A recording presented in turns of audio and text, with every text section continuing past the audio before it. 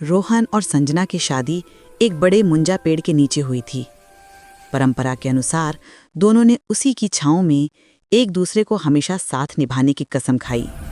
लेकिन 1 साल के अंदर ही प्यार नफरत में बदल गया। एक बुरे झगड़े के बाद रोहन ने गुस्से से संजना को धक्के देकर कहा, काश मैं तुम्हें इसी मुंजा पेड़ के नीचे दबोचकर मार देता। उसी रात संजना गायब हो गई।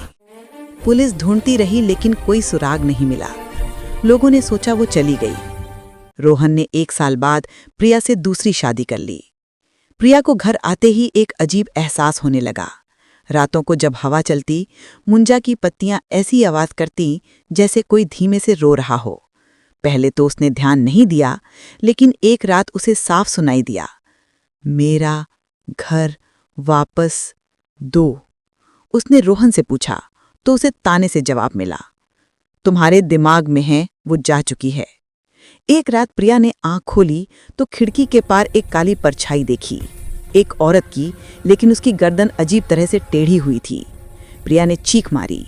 रोहन ने लाइट जली तो कुछ नहीं था। अगले दिन प्रिया ने मुंजा पेड़ के पास देखा तो जमीन हल्की सी उलझी हुई थी, जैसे किसी ने खोदा हो।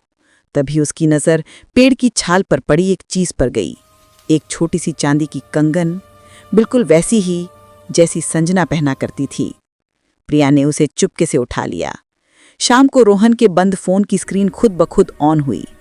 उस पर वो शादी वाली फोटो थी। संजना और रोहन मुंजा के नीचे खड़े थे, लेकिन अब फोटो में संजना की गर्दन टेढ़ी थी और उसकी आंखें बिल्कुल खाली।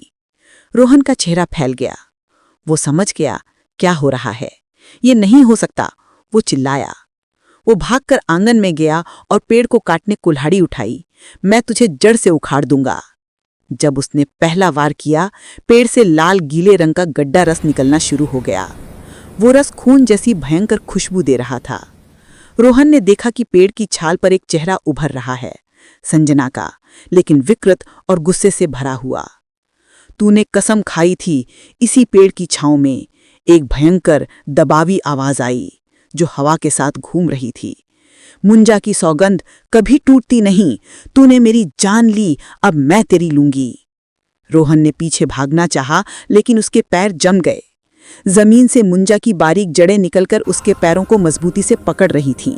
वो जड़ें उसकी टांगों, कमर और छाती को लपेटते हुए उसे धीरे धीरे नीचे खींचने लगीं। मदद करो, रोहन ने प्रिया की तरफ हाथ बढ़ाया। प्रिया आगे बढ़ी, लेकिन उसकी नज़र उस चांदी की कंगन पर पड़ी जो उसने सुबह पाई थी। उसे एहसास हुआ संजना बस अपना बदला ले रही है। उसने पीछे हटकर उसे देखना चुना।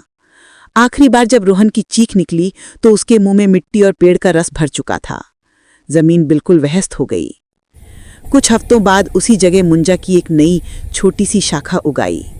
उसके पत्तों का आकार बिल्कुल वैसा ही था जैसे टेढ़ी गर्दन वाली औरत का था। और जब भी कोई नया जोड़ा उस पेड़ के पास शादी की कसम खाता है तो हवा के साथ एक धीमी आवाज आती है, सौगंध निभाना वरना